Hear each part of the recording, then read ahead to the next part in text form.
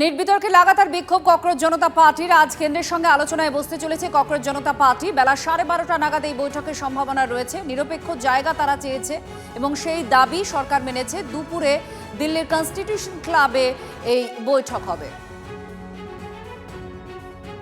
প্রতিবাদ চলবে কি চলবে না এটা একটা প্রশ্ন।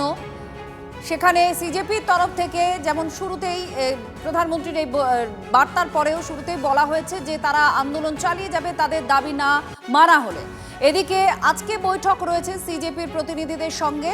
কেন্দ্র আলোচনার দরজা সবসময় খোলা রেখেছে। কেন্দ্র তাদের দাবি মোতাবেক একটা নিউট্রাল জায়গায় দিল্লির কনস্টিটিউশন ক্লাবে এই বৈঠকে বসতে চলেছে। দুপুরে এই বৈঠক হবে এবং নিরপেক্ষ জায়গায় এই বৈঠক তারা চেয়েছিল, কোনো কারোর বাসভবনে নয়। তারা একটা নিরপেক্ষ জায়গায় চেয়েছিল যে এই বৈঠক হয় এবং সরকার সেটাও মেনেছে। জ্যোতির্ময় কর্মকার আমাদের প্রতিনিধির সঙ্গে আছেন। জ্যোতির্ময়, এই বৈঠকের পর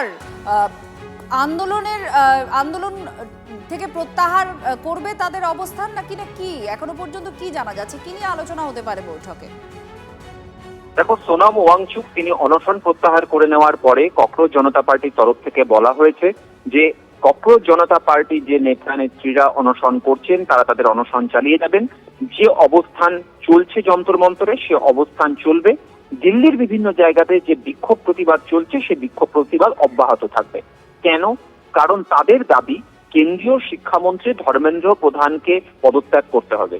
তাদের দাবি যারা ক্ষতিগ্রস্ত ছাত্রছাত্রী যারা আত্মহত্যা করেছে তাদের পরিবারকে 1 কোটি টাকা ক্ষতিপূরণ দিতে হবে।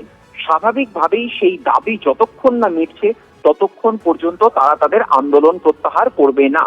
গত বুধবার থেকে আজ শুক্রবার পর্যন্ত মোট 4 বার এবং আজকের শেষ আবেদন মিলিয়ে মোট 5 বার সরকারের তরফ থেকে ককরোচ জনতা পার্টিকে আলোচনায় বসার জন্য আবেদন জানানো হয়েছিল। তারা স্পষ্টতই একটা কথা বলেছেন যে কেন্দ্রীয় স্বাস্থ্যমন্ত্রীর বাসভবনে বা অফিসে তারা বৈঠক করবেন না, নিউট্রাল জায়গায় বৈঠক করতে হবে। যখন কনস্টিটিউশন ক্লাবের প্রস্তাব আসে তখন তারা বৈঠকে যেতে রাজি হয়েছেন, কিন্তু তাদের স্পষ্ট বক্তব্য যে তারা তাদের দাবিগুলো থেকে সরছেন না।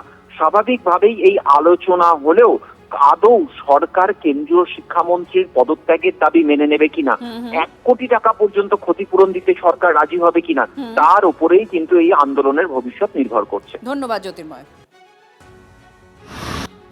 जंतर मंतर पर जो हमारा धरना चल रहा है वो जारी रहेगा जब तक धर्मेंद्र प्रधान इस्तीफा नहीं देते। हम बहुत खुश है, we are very relieved. Sonam sir ने अपनी हंगर स्ट्राइक तोड़ दी है क्योंकि 26 से ज़्यादा दिन हो चुके थे।